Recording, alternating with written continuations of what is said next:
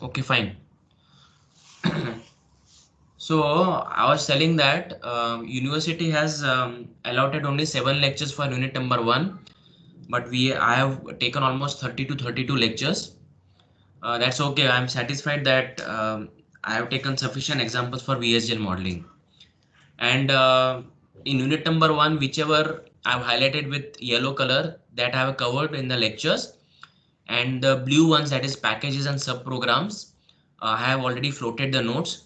And design flow and data objects, data design flow I'll be teaching later because it is theoretical. And data objects, I have notes and I will share them. So we are starting off with the second unit, which has the following topics. And one good thing about unit number 2 is that there is an overlap between certain topics of unit 2 and unit 1. So the topics which I've highlighted with fluorescent green color highlighted, they are actually repetition. So in unit number 1, we have learned the VHDL modeling of state machines, and we have taken example of a state machine which goes through states A, B, and C. The input was W and the output was Z. So the way in which we have done the modeling for that Murray machine, in the same way we have to do the modeling for Mealy machine also.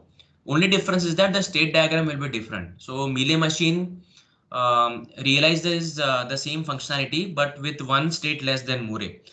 So Mealy machine needs lesser hardware, which is actually desirable in digital design.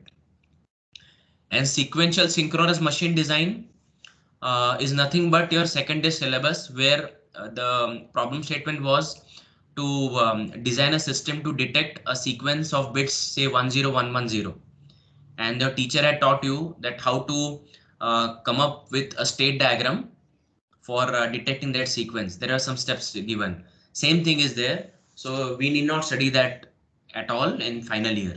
Usually in the exam, what they do is that they will directly give a state diagram and they will tell you for writing the VHDL model for the same and also a test bench.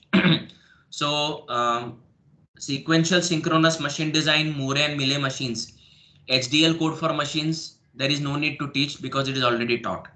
Mealy machine, I will take one example. You have to just remind me to demonstrate the VHDL modeling of Mealy machines. As far as FIFO is concerned, FIFO also happens to be the assignment number 3 of part A of our practicals. So I will be teaching FIFO as a part of both theory and syllabus in one of the sessions. Okay. And what topics are new are the following, that is metastability and solutions, noise margin, fan out, etc. is written. So all I have drawn a legend. Fluorescent green is either covered in unit number 1 or it is basic digital electronics concepts. And the blue one are the topics which I am going to cover. Okay. So we will start with skew now, and then I will teach clock distribution today because skew and clock distribution are connected to each other. Okay. So let us see what is skew. So basically, skew is classified into two types: signal skew and clock skew. Now, for those who are not clear about what is the meaning of the word skew, that is what I reached to. So skew means it is the concept of difference in arrival instance of a signal.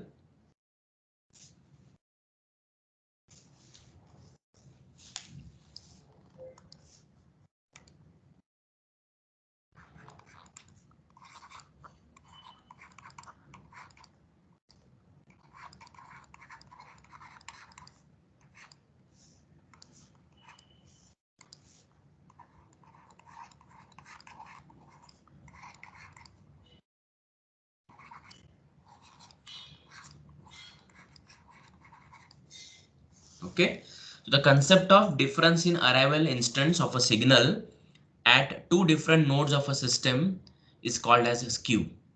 Okay, so I again repeat, the concept of difference in arrival instance of a signal at two different nodes of a system is called as skew. So if that signal is a ordinary signal like A, B, C, D, then it is called as a signal skew. And if that signal happens to be a clock, it is called as clock skew. Okay, so this signal, as I told you, can be either an ordinary signal, conventional signal, or it can be a clock. Okay, That is why, so maybe I can erase this.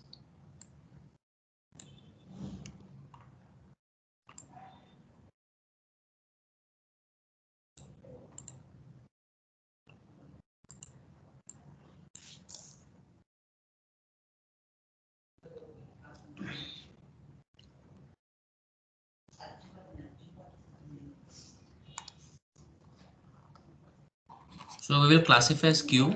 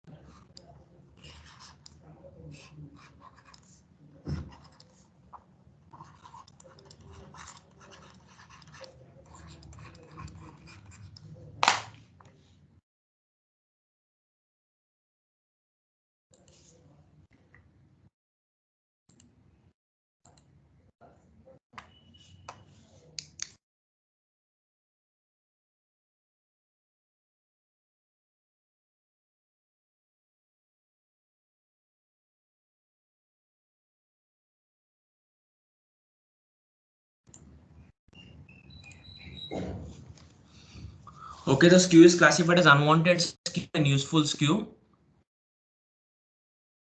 and skew. Okay, so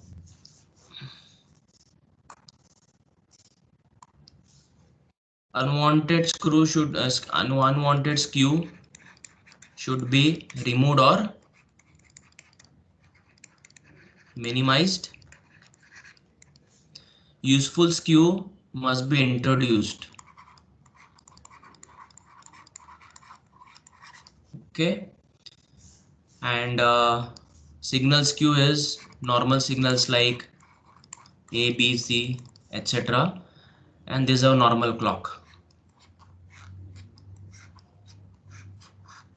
Okay, so difference in arrival times of signals A, B, and C at two different nodes in the system can be called as signal skew, while the difference in the arrival instance of clock at two different nodes of a system is called as clock skew. So we can give arbitrary examples, or you can say imaginary examples for both of them. Okay.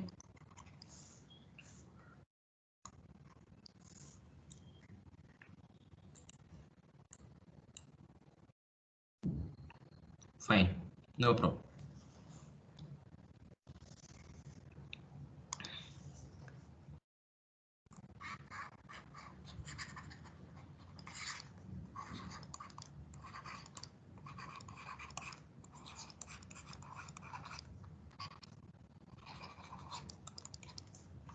Now let us assume a system, a sequential system, which is as follows.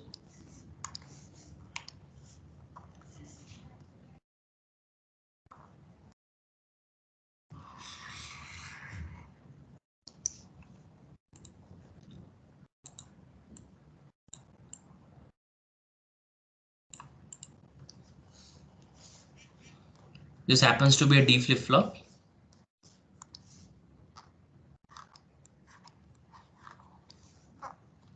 And this is the output Q.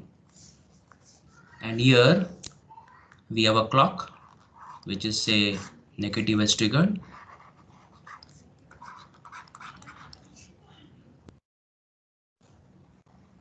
And here we have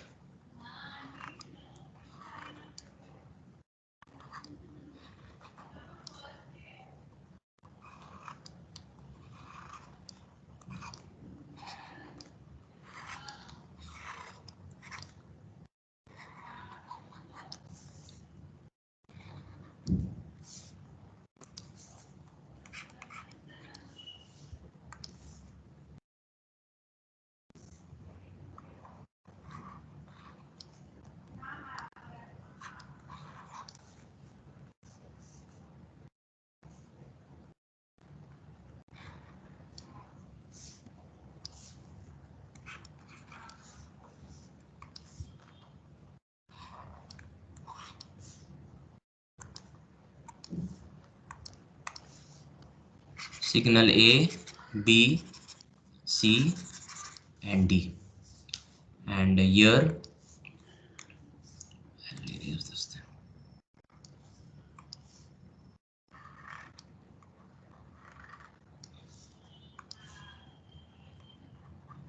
Gate G1, gate G2 and gate G3.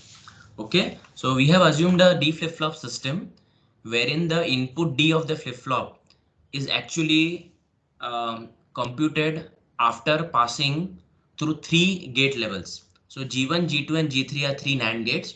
So this is actually a multi-level NAND gate system, and we can clearly see that the gate G1 does a NANDing between A and B. The gate G2 does a NANDing between A, B and D, and gate G3 does it, right? So we can actually put some signals here. We can say X1 and X2.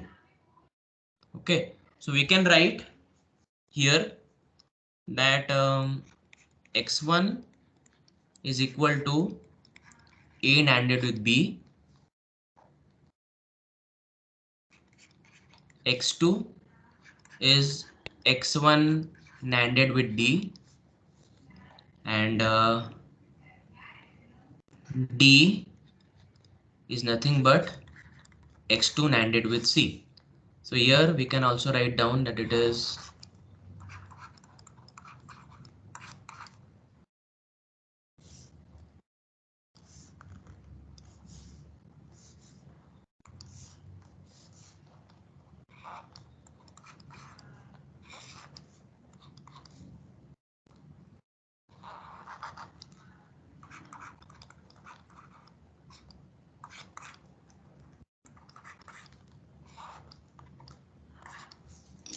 okay. Now what we do, if you want to see what is the effect of signals Q, then we have to assume that the signals A, B and C are actually valid for different times. Okay, this is what I was telling. So I make an assumption that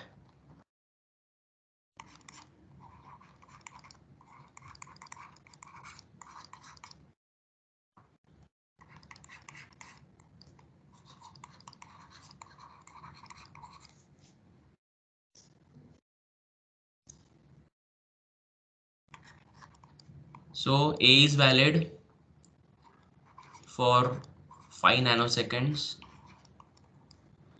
B is valid for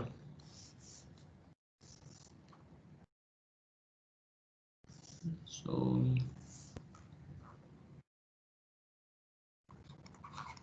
5 nanoseconds, C is valid for 8 nanoseconds, and D is valid for 2 nanoseconds. Okay, so the assumptions that the signals A, B, C and D are valid for 5, 5, 8 and 2 nanoseconds.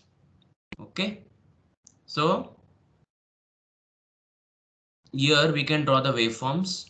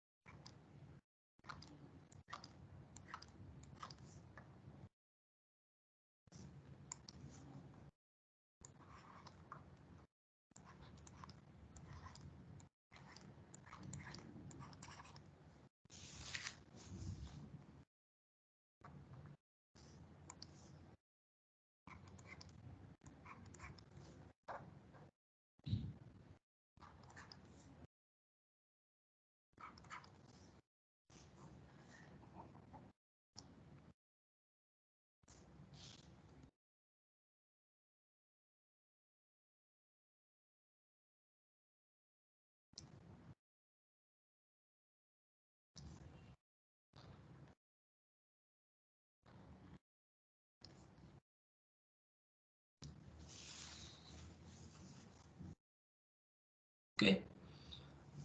So the yellow colored pattern shows the instant till which the signals are valid. So A and B are valid till 5 nanoseconds. C is valid till 8 nanoseconds, and D is valid till 2 nanoseconds. Okay. So now we also have to assume the propagation delays of the NAND gates. Okay. So we'll assume that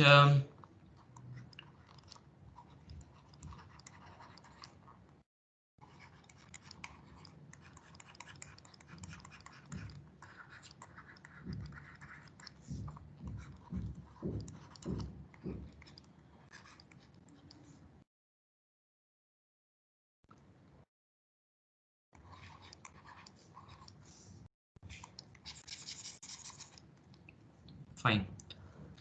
So we understand that can you tell me after how much time will the X1 come outside? Yes. Mm-mm. When will the X1 term appear at the output?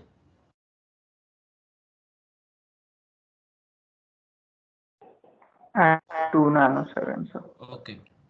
So 2. Here 4.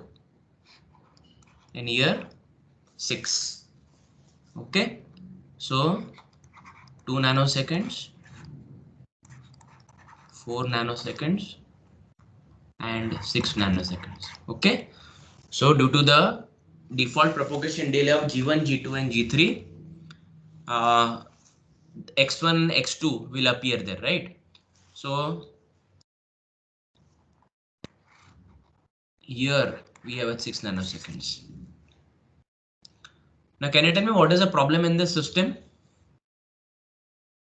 What is the problem in this system? So due to multi-level gate structure and the propagation delays of the gates, what will happen in this system?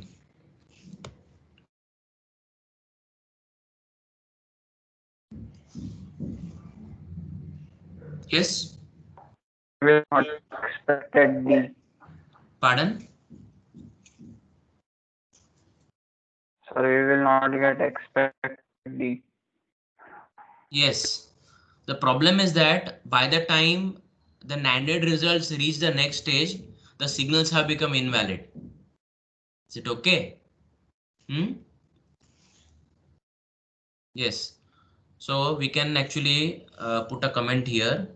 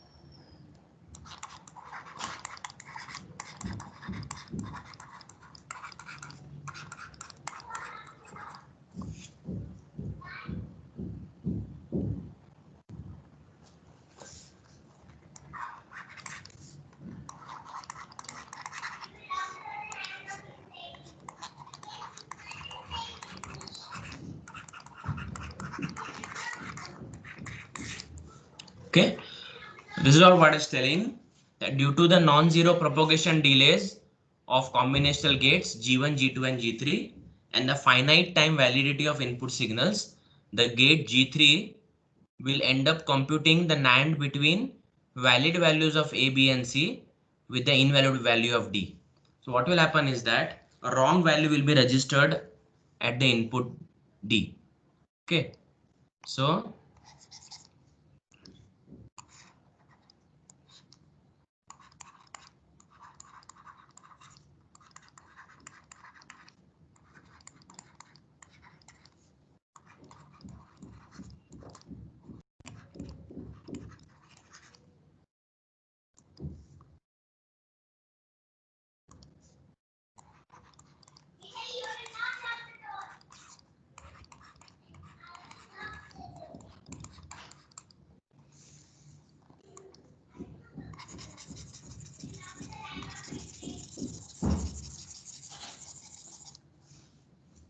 okay, so this is what it means by signal skew.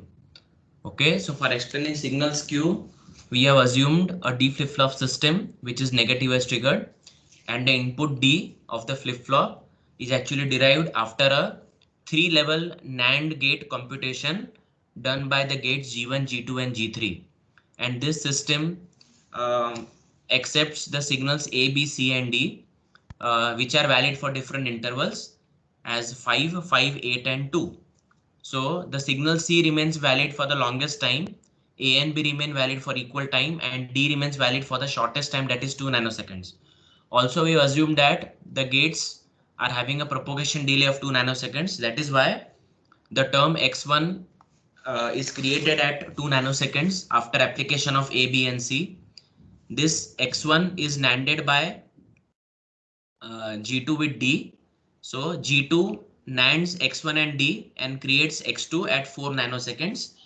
And the gate G3 it does the NANDing between the term X2 and C at after 2 more nanoseconds, that is 6 nanoseconds. The thing is that 6 nanoseconds after application of A and B, the term D, that is input D, is computed. But the problem is that by the time C is NANDed with D, D has already become invalid because D is valid only till 2 nanoseconds and G2 already is at T equal to 4 nanoseconds. So ultimately, we are not taking actually to the scale, but we have concluded that due to non-zero propagation delays of combinational gates and finite time validity of input signals, the gate G3, that is this one, will end up computing a NAND between valid values of A, B and C and invalid value of D. So ultimately, the end result is a wrong value will be registered at input D of the flip-flop. And hence the subsequent stages which are driven by this flip-flop will also get affected. Okay, this is the meaning of signal skew. Now we go, what is about clock skew?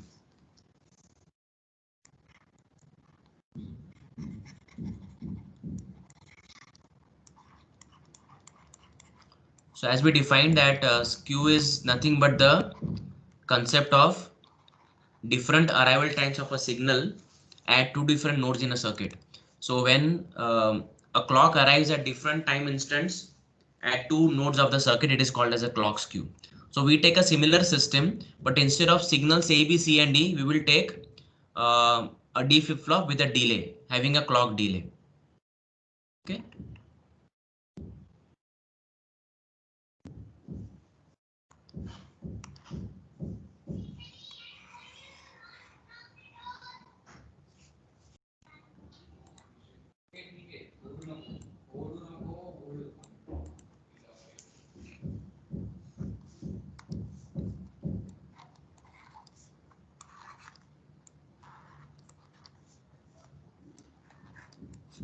Again, we have a negative as triggered system, but here, sorry.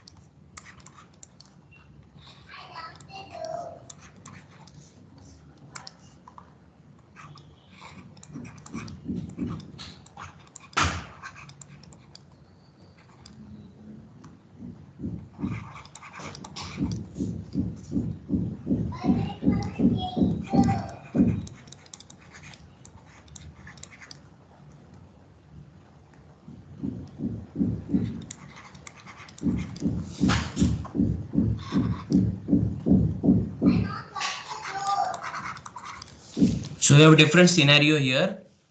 We have a D flip-flop which is having negative S triggered clocking, and here the input D of the flip-flop is a NANDing between A and B.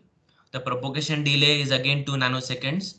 A and B are valid for 5 nanoseconds, and the clock somehow is actually reaching the input of the D flip-flop after a delay of 7 nanoseconds. So it's very clear because A and B are valid for 5 nanoseconds and clock is reaching after 7 nanoseconds. The instant at which the clock reaches the D flip-flop, at that time A and B have already become invalid. Okay. So here we can also write a similar comment that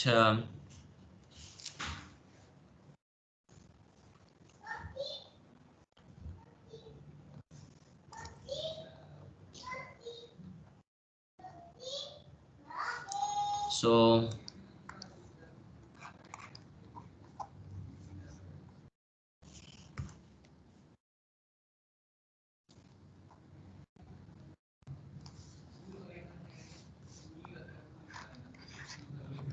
D equal to B. So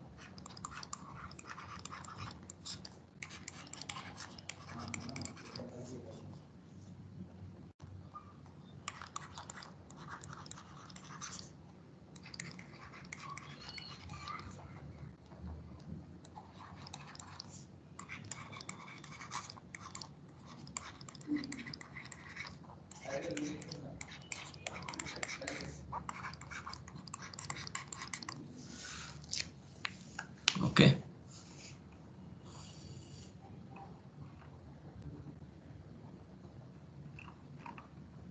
Is it clear? So again,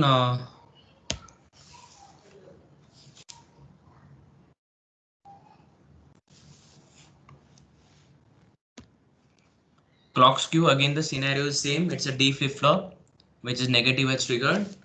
Here we have only one NAND gate which is doing NANDing between A and B. It has a propagation delay of 2 nanoseconds. A and B are valid for 5 nanoseconds, and there is a unavoidable delay between the clock source and the clock input of the flop, and that is why we have said that after 2 nanoseconds A and B will be NANDed and available at D. Okay, and the clock reaches D flip flop at 7 nanoseconds. A and B are already invalid after 5 nanoseconds. Okay, yeah. Any doubts till now? Yes, any questions? No, sir. Fine.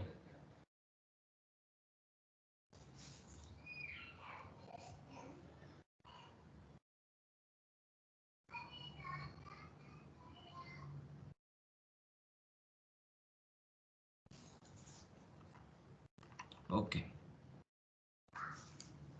Now we come to clock distributions.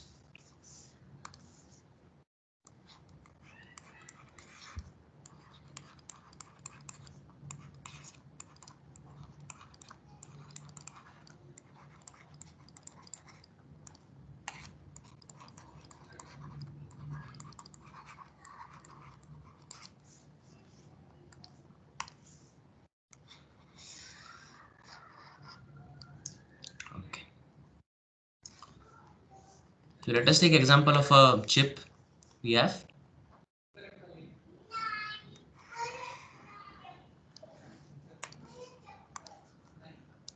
So this is a chip, silicon wafer, and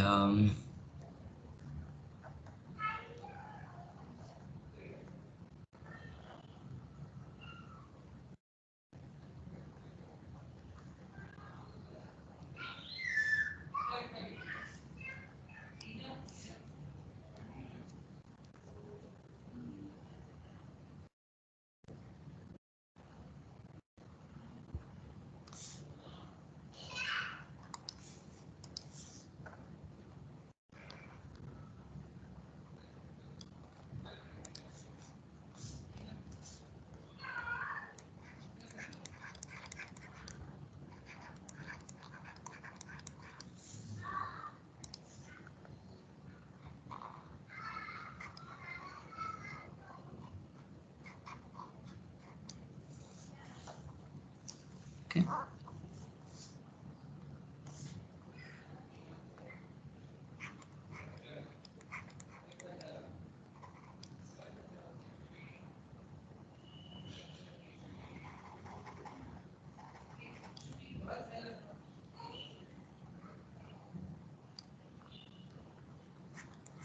Fine. So what I've drawn in front of us is actually a chip represented by a square, and there is an external clock source. Usually, you don't have anything called as on-chip clock source. Usually, clocks which drive microprocessor or microcontrollers, they are actually off-chip sources. Usually, they are quartz oscillators because you know that quartz is a material which exhibits piezoelectric effect, and they are the most stable sources of clocks in this world. Usually, quartz oscillator acts as very precise and very stable clock sources for systems. And I have seen clocks which are as precise as 3 decimal places. Okay, so you have 4.096 megahertz clock. So how it is possible? It is possible if you use quartz oscillators for clocking microprocessors. So we have a clock source which is off chip, that is outside the chip, and there is a very less or almost an infinitesimal distance between the clock source and the chip. So now we have 2 points inside the chip. We have the point A and we have the point B. It's very clear that the point A on the chip is closest to the clock source and B is the farthest. So we can say that the clock skew at point A is 0. So I can write down that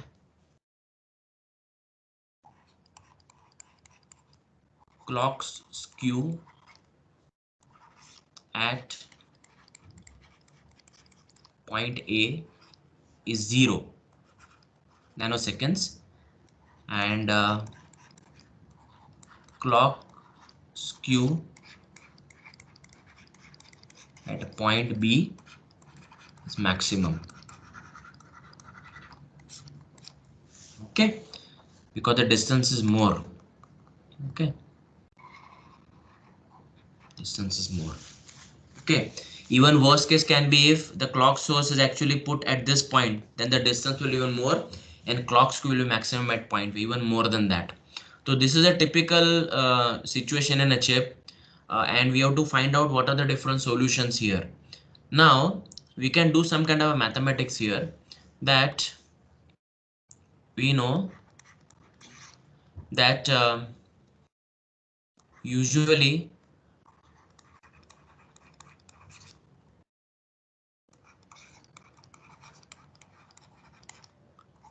digital systems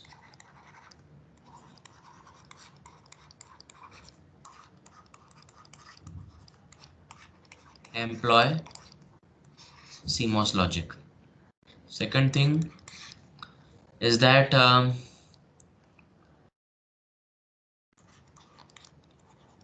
assume in one such CMOS system,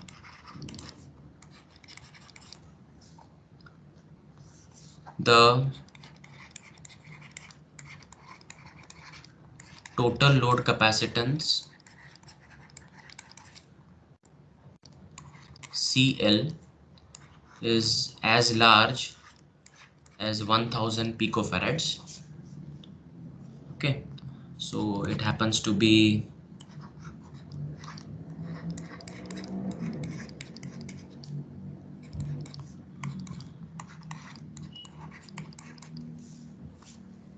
okay.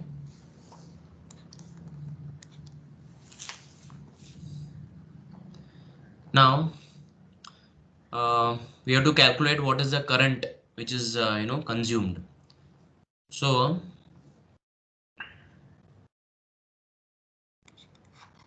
I is C into dV by dt. Okay, so if we assume, so basically this is equal to CL into VDD upon delta T. Okay, so if suppose my bias voltage is 1.2 volts and my delta T, that is T rise or T fall, is as small as 1 nanoseconds, then we can compute I is equal to 10 raised to minus 9 farad into 1.2 upon 1 nanoseconds. Okay, so 1 nano and 10 power minus 9 cancel, so it is 1.2 amperes, which is actually huge. Similarly, if you want to calculate what is the power dissipation in CMOS, so we have P dynamic is equal to CL into VDD square into F. So here, if I assume that my is operating at 2 gigahertz, then we have 10 power minus 9 farad into 1.2 square into 2 into 10 raised to 9. Okay, so it happens to be 1.4, it's supposed to be 2.88 watt. Okay, like that. Fine. So now I was just reading the literature of Apple's latest bionic chip. So I'll just write some specs. Okay, so Apple has recently launched in the Q3 of 2020 its A14 bionic chip, and this is going to be used in what to say,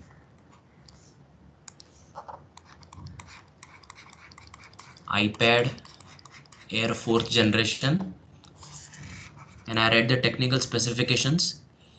It is the world's first chip which is used which is made using 5 nanometer technology. It's the world's first 5 nanometer chipset. It actually uses 11.8 billion transistors, and what is more startling is this. Okay, it is having a power dissipation of only 6 watt. It is a 6 core processor.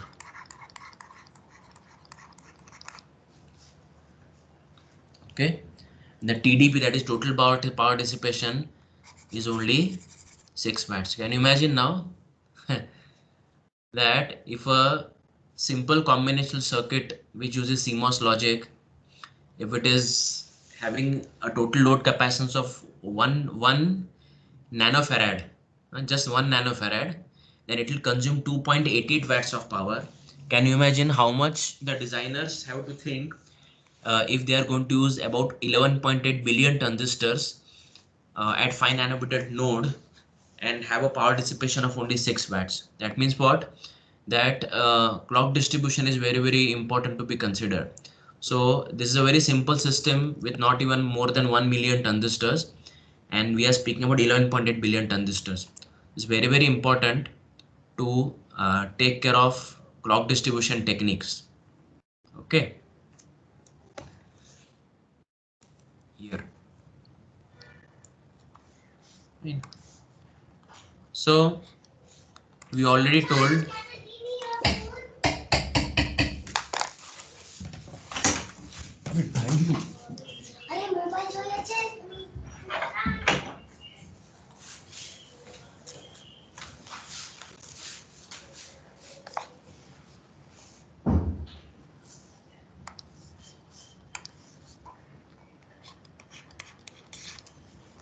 okay.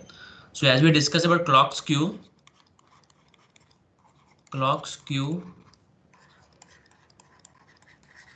should either be removed or minimized or should be made predictable. Okay, it should be removed or minimized, should be made more predictable. And there are different techniques which are used for making the clock skews predictable. Okay.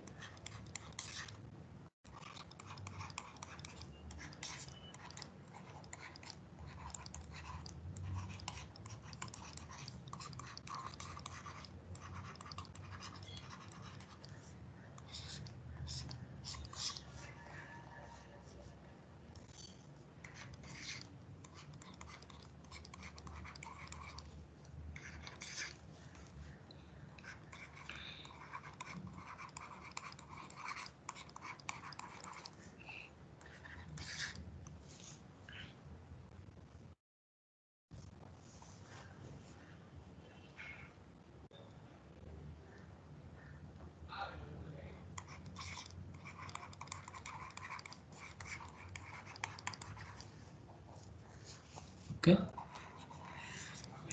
So these are the three techniques which are used, and we will discuss them in the next session.